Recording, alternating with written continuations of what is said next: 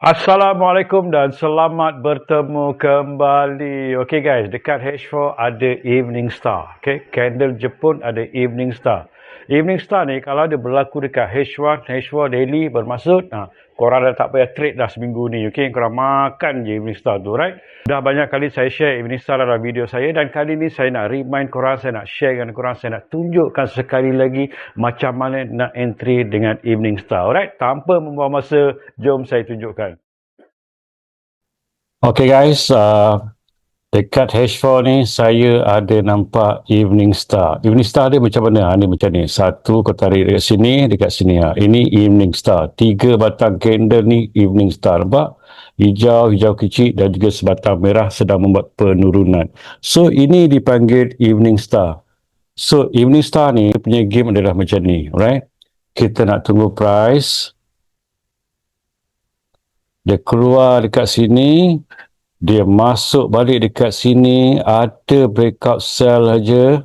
Nampak ni? Ada breakout sell je, korang sell. So korang boleh tunggu breakout sell ni dekat lower time frame, dekat lower time frame M15 ataupun M5. Okay, saya bagi contoh Evening Star macam mana kejap Saya bagi contoh Evening Star. Okay, dekat sini ada Evening Star. Nampak ni? Di sini ada Evening Star. Ni H4 ni, Evening Star ni. Ini kalau dia pergi ni, seminggu korang tak payah trade. Nampak? Hijau, merah dan merah, sebatang merah bearish, alright?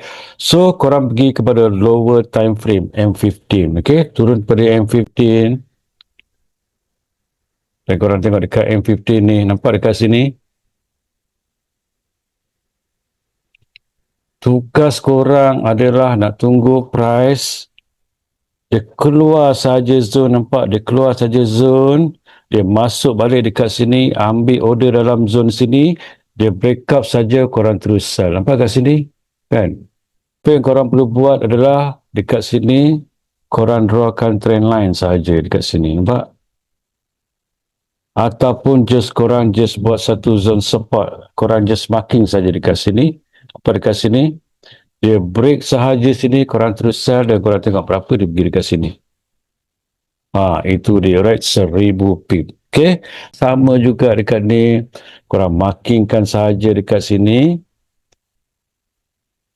Dan korang tunggu M15 ataupun M5 tu pulang pada korang. Biarkan price naik dulu. Okay, dia ambil order dekat atas ni. Apa yang korang perlu tunggu adalah mungkin petang-petang nanti dia turun, dia keluar dekat sini, ada breakout sell aja dekat sini, korang terus sell. Okay?